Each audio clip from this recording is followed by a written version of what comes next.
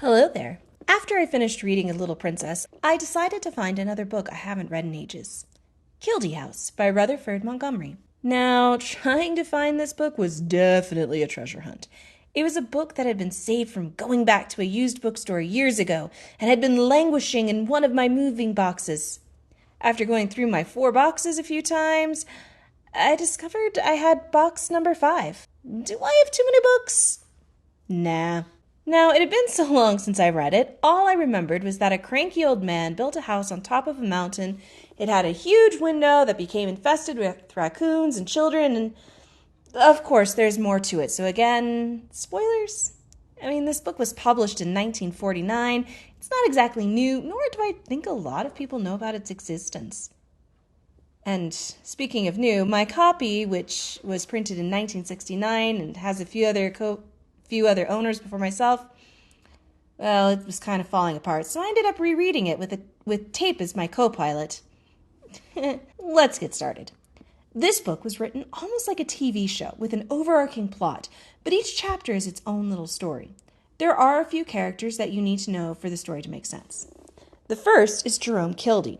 Now, Jerome is our main protagonist. He's an older man who is retired from working as a stone carver.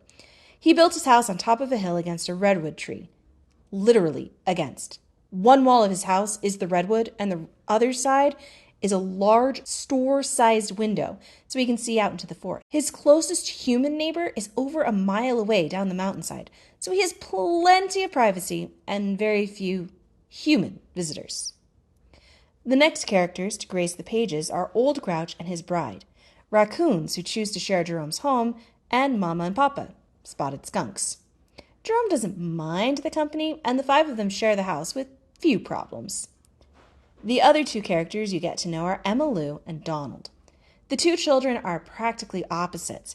Emma Lou's family lives on the mountain. While her 6 older brothers and father enjoy hunting, Emma Lou tries to protect all the animals. Donald lives in town with his parents. He enjoys using his dog to hunt and terrorize small animals. This is what begins his feud with Emma Lou. Now, like I said, this book is formatted pretty well for a short TV show, and there's even a Christmas episode. However, that does make it a little difficult to summarize. I'll do my best, though. The book begins as Jerome moves into his house. The animals soon set up home as well. The skunks move in under the floors, and Mrs. Grouch tries to set her nest up in Jerome's oven. Jerome gives her a box to use instead, and all the animals quickly learn that Jerome will feed them. Jerome is not a cranky old man, as I incorrectly remembered. Rather, he's quiet, even a little shy. But Emma Lou is the opposite. During her very first visit to Kildee House, she befriends Jerome and the animals. She even gets the nocturnal skunks to show her their babies. In the middle of the day. She also warns Jerome about Donald. Emma Lou and the boy have met many times before. She has reason to hate his dog, and he has reason to fear her slingshot. Emma Lou is afraid of what may happen if Donald discovers the partially tamed creatures. And a little later on, we learn she's right to fear. See, the mountain Jerome chose to build his house on is not private property. Hunters are there in and sometimes out of deer season. Emma Lou and her brothers have hiked every inch of that mountain, and it is also familiar to Donald and his Doberman. In a later chapter, the raccoon babies have grown up a bit. Mrs. Grouch decides to go for a hunt alone. She leaves the children with Old Grouch, Jerome, and Emma Lou. And it doesn't go as planned. There's a terrible screech, and Jerome and Emma Lou run out just to see Donald and his dog and the body of Mrs. Grouch. Emma Lou furiously strikes the dog with a marble from her slingshot and runs Donald himself off the mountain. She vows to carry her brother's rifle with her from then on, and if she sees that dog again... They bury the raccoon, and Jerome carves yet another tombstone. But this one is different. See, this time, Jerome carves a raccoon at the top and begins to discover his true crafter self. He begins carving again, but for pleasure, and he makes what he wants to make. Even Donald, when he comes up the mountain to try and make things right, agrees that it is a beautiful carving. We have a few chapters of calm at this point. Emma Lou begins training the skunks to do tricks, as she plans to eventually begin a circus with them. The raccoon children leave Kildee House for a while before returning with mates of their own. Donald returns to the mountain now and again, without the dog, and watches the goings-on. Sometimes he wants to join them, sometimes he wants his revenge. The desire for revenge wins in an unexpected way. One day, Emma Lou visits Jerome and stayed late for dinner. There were rumors of a mountain lion in the area, so she had packed a strong flashlight to take with her. She trusted that her brothers were right when they said a mountain lion was more likely to run from than to attack a human. As the girl quietly made her way down the mountain toward home, she heard a sound. Emma Lou turned the flashlight toward it to see a mountain lion feasting on a doe. The cowardly lion turned and ran, leaving both its dinner and a carefully hidden fawn. Emma Lou scooped the baby up and delivered it to Jerome for safekeeping. They named the fawn Monarch and built a pen to keep him safe. Donald sees this and tips off the local game warden. Now, I couldn't find if this was still the case, but back when the book was written, it was illegal to keep this species of deer, the black-tailed deer, penned up. Jerome was soon visited by Officer Heinkel, and he was about to be hit with a hefty fine for this. But Emma Lou came to his rescue. By showing the game warden proof of the mountain lion's attack and promising that Monarch would not be held against his will, all charges are dropped, and Jerome is left only with a commission to carve Officer Hinkle's Scotty dog. Now we begin to get to the climax of the arc. As I said, the book is written much like a TV show, many little episodes that tell their own story within the overarching storyline.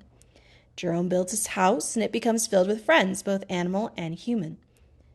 But as the animals grow, they bring more and more creatures to fill his house. And soon, the man is sharing his home with about 30 spotted skunks and 30 raccoons. He is about to be overrun.